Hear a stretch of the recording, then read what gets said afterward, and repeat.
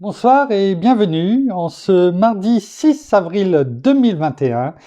Et nous en sommes arrivés ce soir à la méditation numéro 382 et plus particulièrement à la méditation numéro 96 dans le livre de l'Apocalypse que nous méditons depuis le 1er janvier de cette année.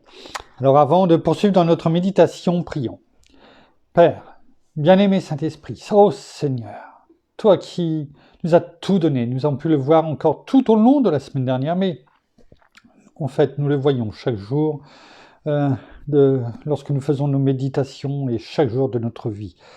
Oh, continue Père, continue à nous arroser de ton esprit de sagesse et de révélation dans le nom de Jésus, afin que chaque jour, nous soyons toujours plus avertis, enseignés, conduits à marcher non seulement dans ce chemin, oui, certes étroit, mais ô combien meilleur pour chacun d'entre nous. Alors, déversons-nous ton intelligence, ta connaissance divine, que ta parole nous enseigne, nous instruise, nous nourrisse, en profondeur. Que ton nom, encore une fois de plus, soit glorifié, Père, ce soir, dans le nom de Jésus. Merci, bien-aimé Saint-Esprit. Amen. Nous allons donc continuer dans ce quatrième message, la quatrième lettre, qui se trouve dans le chapitre 2 du livre de l'Apocalypse, message à l'église de Thyatire de notre Seigneur Jésus qui s'étend du verset 18 de ce chapitre 2 au verset 29. Et nous allons, en ce qui nous concerne, reprendre à partir du verset 21 jusqu'au verset 23. Il est écrit: Je lui ai donné du temps pour se repentir, mais elle ne veut pas se repentir de son inconduite. Voici que je la jette sur un lit, ainsi que dans une grande tribulation, et ceux qui commettent adultère avec elle, à moins qu'ils ne se repentent de ses œuvres. Je frapperai de mort ses enfants. Toutes les églises connaîtront que moi, je suis celui qui sonde les reins et les cœurs, et je vous rendrai à chacun selon ses œuvres. Alors nous allons continuer à avancer, parce que nous sommes restés bien longtemps sur les versets 20, 21, et plus toute la semaine, bien sûr, de Pâques que nous venons de passer, mais cela nous a fait du bien, parce que nous avons bien compris bien des choses, et encore hier, bien entendu. Et on peut s'apercevoir que au verset 22 et au verset 23, les deux derniers versets que nous venons de lire, c'est un sévère jugement qui est prononcé par notre Seigneur, mais toujours avec cette main tendue qui est toujours là, tant qu'on peut dire aujourd'hui. Donc, et cette main tendue de la repentance. Mais, cependant, il y a quand même ce sévère jugement qui est là pour nous avertir, pour avertir toute personne qui ne veut pas prendre cette main tendue, qui ne veut pas sortir finalement sa tête de l'eau. C'est spirituel, bien sûr. Bien sûr, on n'en a pas la pression, peut-être quelquefois, d'avoir notre tête dans l'eau. Mais quoique, bien souvent, on entend dire, je ne sais pas comment je vais faire pour m'en sortir. Je surnage, je survis. On entend tous ces mots-là, encore plus aujourd'hui. Mais malheureusement, peu sont là à voir cette main tendue. Mais c'est aussi notre rôle, notre part en tant qu'enfant de Dieu, de leur montrer que cette main est là et qu'ils n'ont pas beaucoup à faire, simplement à tendre le bras pour pouvoir, prendre cette main. Vous savez, pendant que je vous le dis, cela me fait penser à cette œuvre, qui est dans la chapelle Sixtine, et où on voit Dieu qui est là et qui tend la main, on a l'impression qu'il fait tous ses efforts possibles pour tendre la main. Et notre Seigneur, voilà, c'est ce qu'il fait. Il tend la main. Il tend la main. Et on voit l'homme qui est là et qui finalement ne fait pas tellement d'efforts et qui est là et qui tend la main également. Mais il ne touche pas le doigt de Dieu, de notre Seigneur. On dirait presque qu'il ne veut même pas la toucher parce qu'il ne veut pas lâcher tout ce qu'il y a derrière lui.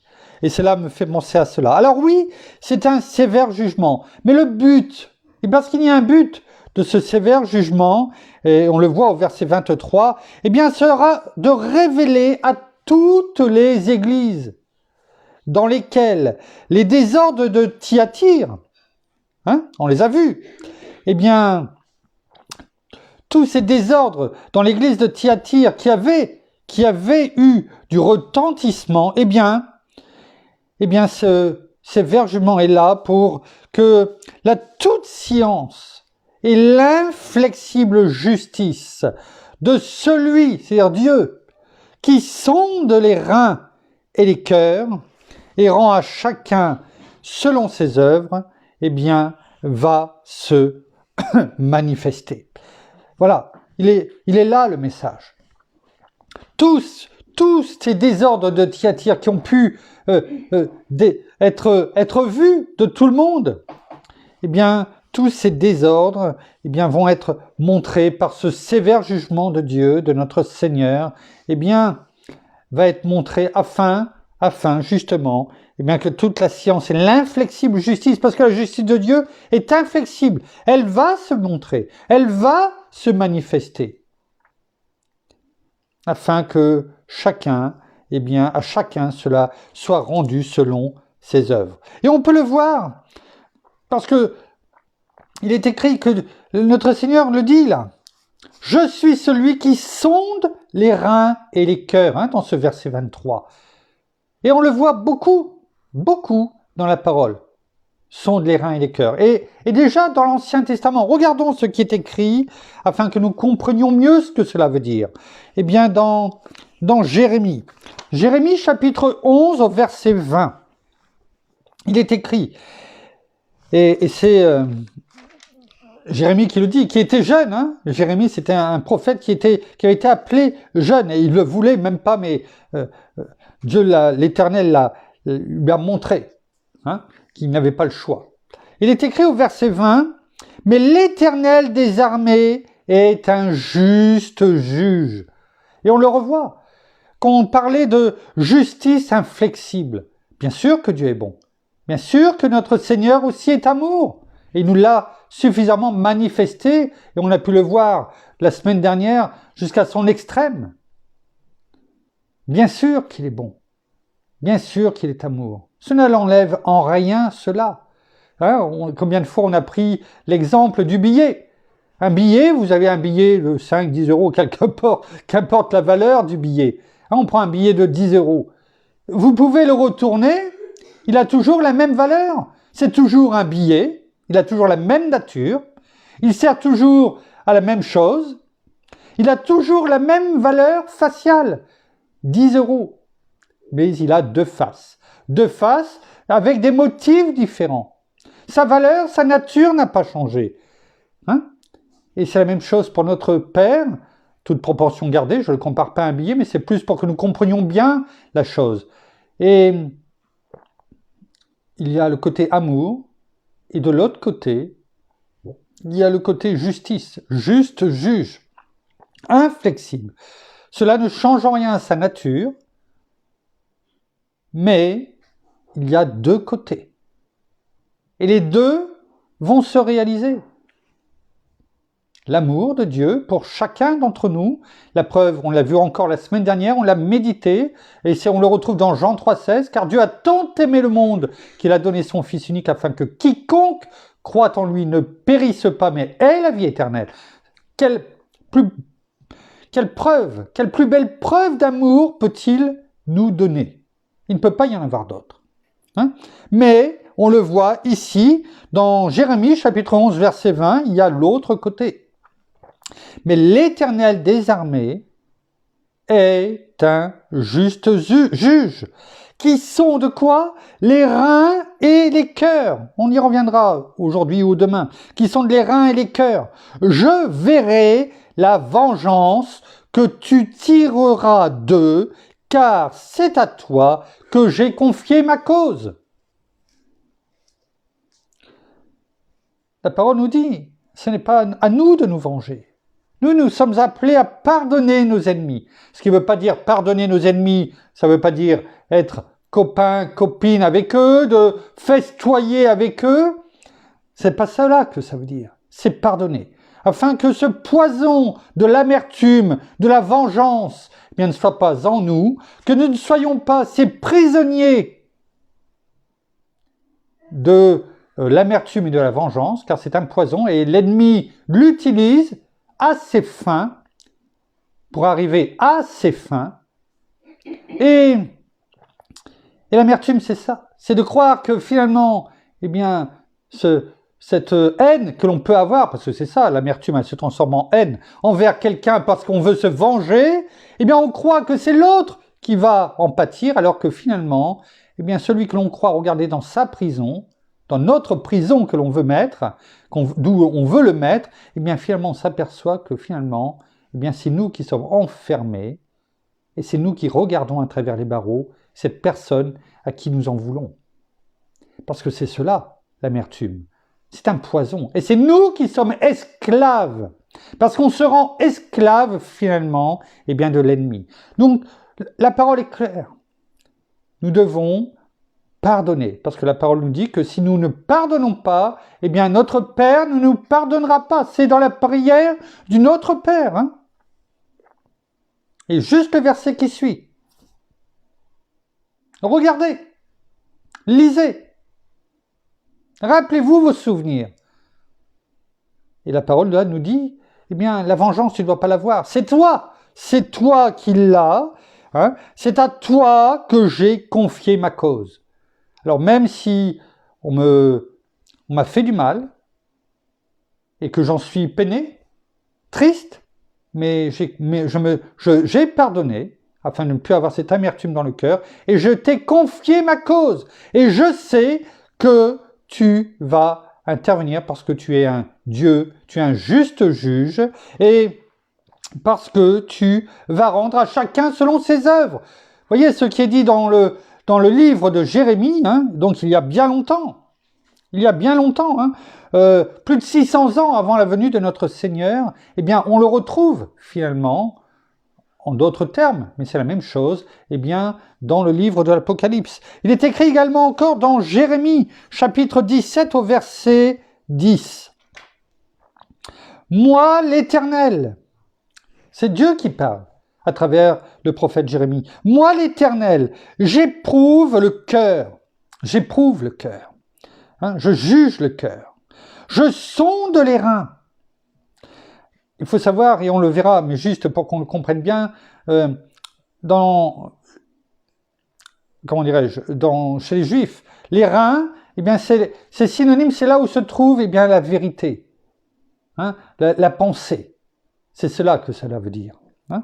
Moi, l'Éternel, j'éprouve le cœur. Je sonde les reins pour rendre à chacun selon ses voies, c'est-à-dire selon ses œuvres, selon le chemin dans lequel il marche, selon le fruit de ses agissements. En vous le disant là, selon le fruit de ses agissements, cela nous rappelle bien entendu, eh bien le fruit soit de l'esprit, qui se trouve dans Galates 5, 22, ou le fruit dont Dieu a horreur. Ceux qui précèdent, qui sont au verset 19, 20, 21 de Galates chapitre 5. Hein? C'est ce qui est dit ici. Selon le fruit de ses agissements, selon dans laquelle catégorie tu vas te trouver, eh bien, tu auras mon jugement. Finalement, cela nous rappelle, eh bien, soit pour la vie éternelle, c'est-à-dire que tu ne seras même pas jugé parce que Christ est venu, notre Seigneur à la croix, il est venu remplacer, pour ceux qui l'ont accepté comme Seigneur et Sauveur de leur vie, qui gardent la parole des commandements, bien sûr, hein, il y a notre part à faire, eh bien il a remplacé notre casier judiciaire par le sien. Et il est blanc. Notre Père, quand il ne l'ouvrira même pas, quand il va le voir, il va savoir que c'est celui de notre Seigneur. Par contre, celui qui aura des fruits de ses agissements, selon qu'il est écrit dans Galates 5, 19, 20, 21, eh bien, cela, c'est ce que nous avons vu hier, cela est un tout autre jugement. Celui de la mort, celui du lac de feu, de l'étang de feu, à Géhenne. Dans le livre des psaumes, psaume chapitre 7, psaume 7, verset 10, psaume de David, un cantique de David, il est écrit. Et il a connu, c'est pas parce que il a été loin, roi, il a été formé, Dieu a toujours été avec lui, ça n'a pas toujours été facile, il a trébuché, mais il a su se repentir, lui, et ça, vous voyez, ça fait encore un rappel à ce que nous venons de dire et ce que nous avons dit hier, malgré ce qu'il a fait, cela, quelque part aussi, est bien de le rappeler parce que il n'y a pas de péché que Dieu ne peut pas pardonner. Sauf celui, fait au Saint-Esprit. Mais, humain en tout cas, tout est pardonné, tout peut être pardonné par Dieu. Comme la parole le dit, tout est possible. Rien n'est impossible à Dieu. Rien n'est impossible à Dieu. Le mot impossible, on l'a dit déjà il y a quelque temps, ne fait pas partie de son dictionnaire. Ne fait pas partie de son dictionnaire. Il ne le connaît pas. Et David le dit ici, dans son cantique, le psaume 7, verset 10. « Mais un terme au mal que commettent les méchants. » Et aujourd'hui encore, on peut le crier aussi. On peut le crier, parce que c'est le cas aujourd'hui. Quelquefois, on ne comprend pas. On dit « Mais pourquoi ?» Et finalement, David, c'est ce qu'il dit, finalement. Parce que quand il dit « Mais un terme au mal que commettent les méchants. » Et affermis le juste, toi qui sondes les cœurs et les reins, Dieu juste. Au travers de cela, c'est comme si qu'il disait, tu vois, Père, tu vois, Seigneur, tu vois le mal que font les méchants. Interviens. Comment est-ce possible qu'ils puissent s'enrichir, qu'on ait les regards sur eux dans le monde? Affermis le juste. Combien aujourd'hui, d'enfants de Dieu ou pas, qui disent, ouais, mais s'il y avait un Dieu, il n'y aurait pas tout ce mal.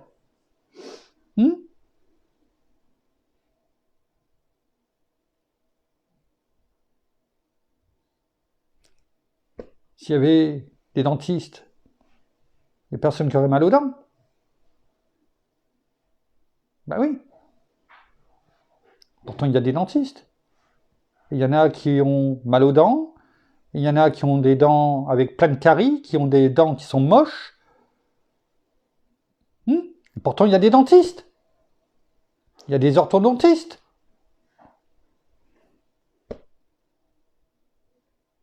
Donc, le fait de dire, si Dieu existait, il n'y aurait pas ci, il n'y aurait pas ça, c'est un faux problème.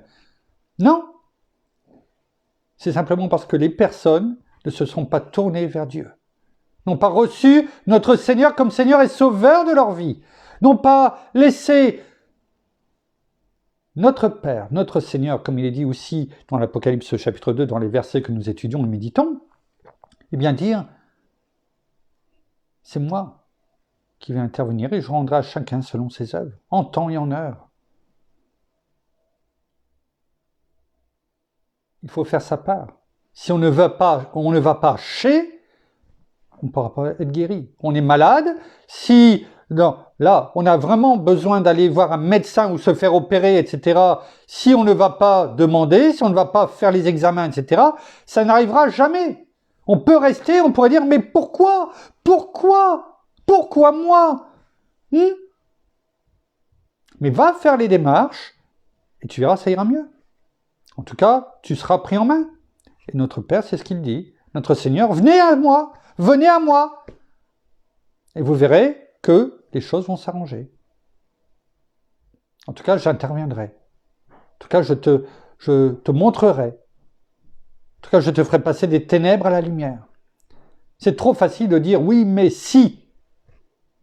Il y a un dicton qui dit avec les si, on mettrait Paris, ou la Tour Eiffel en bouteille, enfin Paris en bouteille.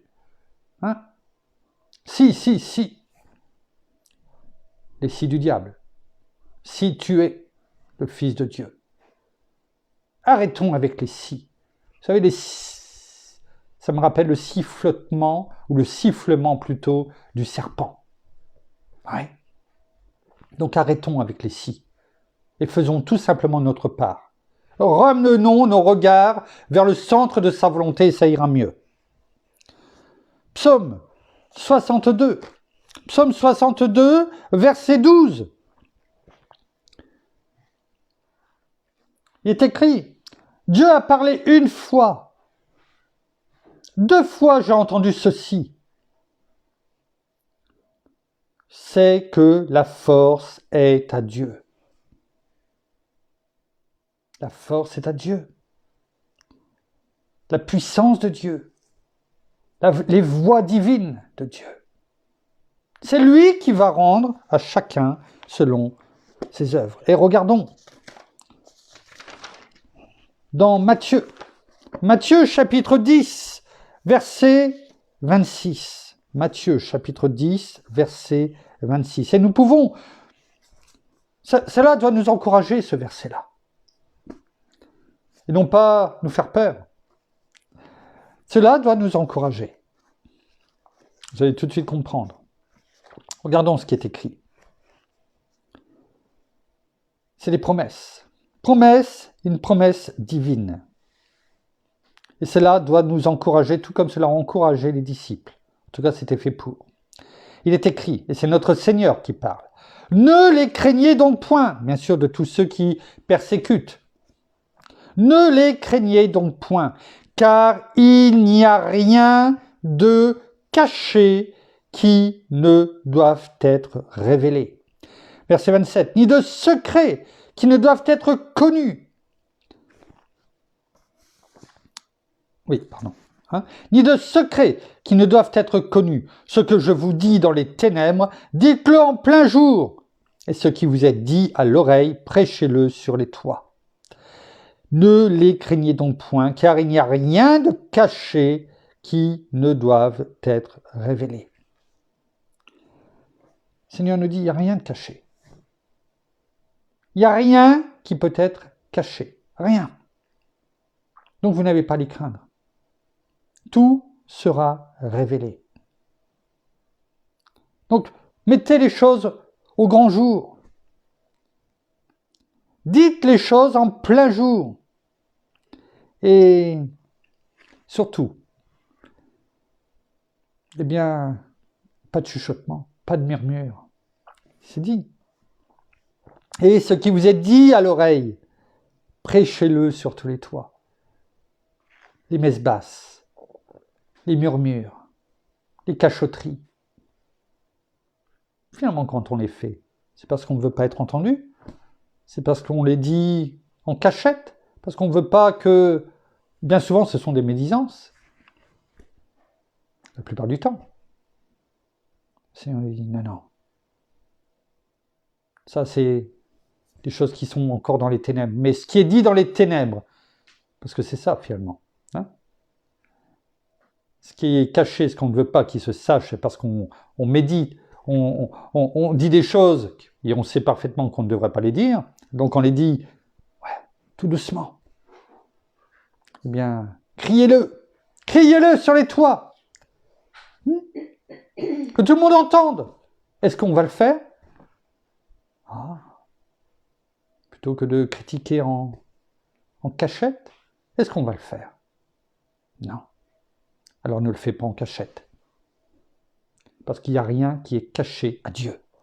Absolument rien. Nous allons nous arrêter pour ce soir ici et nous continuerons sur la fin de ce verset 23 demain. Merci, Père. Merci, Seigneur.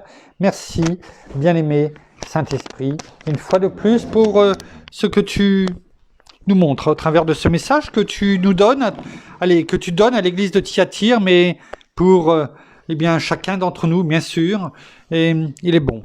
Il est bon de comprendre eh bien, que rien ne doit être caché. Quel que soit l'endroit où on est, quel que soit eh bien, le poste, entre guillemets, dans le séculier ou que tu nous as donné, eh bien, ici, pour te servir, rien ne doit être caché, car tu sais tout, tu vois tout, et en tout cas, tu rendras à chacun selon ses œuvres, car tout est noté.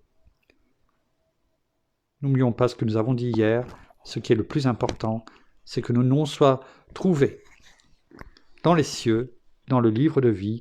Alors éloignons de nous toute messe basse, toute cachotterie, toutes ces choses qui ne plaisent pas à Dieu. Merci Père, merci Seigneur, merci bien-aimé Saint-Esprit, nous terminons par la prière.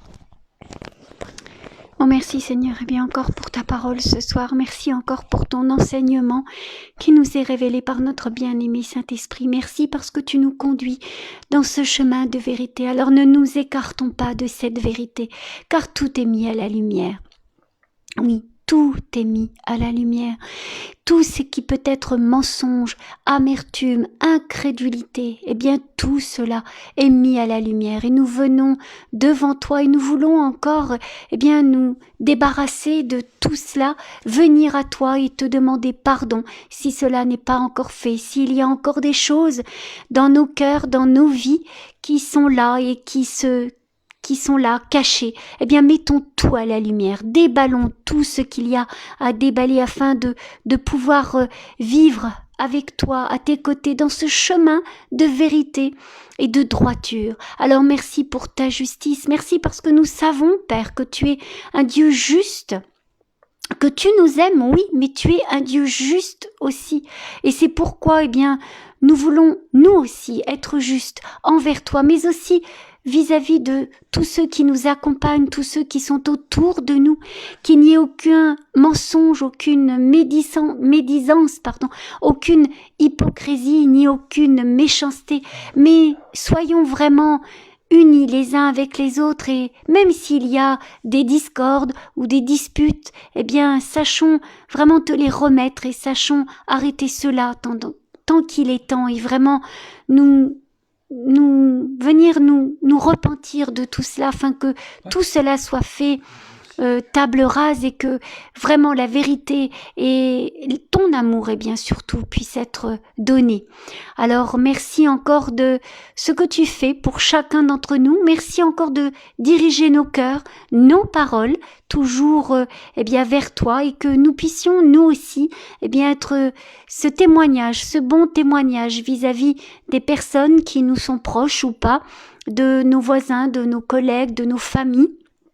Tout simplement en disant eh bien tout simplement qui tu es et à qui nous appartenons. Alors nous reconnaissons bien sûr que nous sommes tes enfants, et pour dire que nous sommes tes enfants, eh bien soyons vraiment dignes de cet amour et de ce nom que tu nous as donné, et partageons-le avec toutes les personnes qui sont aux alentours de nous. Soyons aussi vraiment ces porteurs de lumière, d'espérance, de bonté et d'amour envers toutes ces personnes qui au jour d'aujourd'hui ne te connaissent pas, qui cherchent tout simplement ton aide, qui cherchent tout simplement un secours, une main tendue. Alors merci pour tout ce que tu fais, pour aussi toutes ces personnes qui ne te connaissent pas aujourd'hui, eh bien touche simplement leur cœur, et que nous-mêmes ou d'autres personnes, d'autres frères et sœurs, eh bien soyez vraiment conduits à aller vers toutes ces personnes, que nous ne jugions pas toutes ces personnes, mais que nous puissions être vraiment ce sourire, ou tout simplement cette parole, ce bonjour, ou tout simplement cette main tendue que ces personnes recherchent. Alors soyez tous abondamment bénis, frères et sœurs, dans le nom de notre Seigneur Jésus-Christ. Amen. Amen. Amen. Voilà, ainsi s'achève la méditation de ce soir. Comme mon épouse vient de le dire, soyez abondamment, nous vous bénissons abondamment de toute bénédiction spirituelle dans les lieux célestes en Christ. Nous saluons nos amis au Québec, au Canada, en francophonie, en France, à Paris, autour de chez nous. Et nous vous souhaitons une bonne fin de journée pour certains, en tout cas une bonne soirée pour d'autres, un très bon appétit parce que nous allons passer à table bientôt. Et en tout cas, à toutes et à tous, une très bonne nuit dans la paix que nous donne notre Seigneur Jésus, nous donne son repos. Sachons en profiter. C'est ce qu'il veut. En attendant, nous vous donnons rendez-vous demain soir. En tout cas, si Dieu le veut, nous serons ici, au même endroit, à la même heure. Et en attendant, demain, soyez bénis. Au revoir.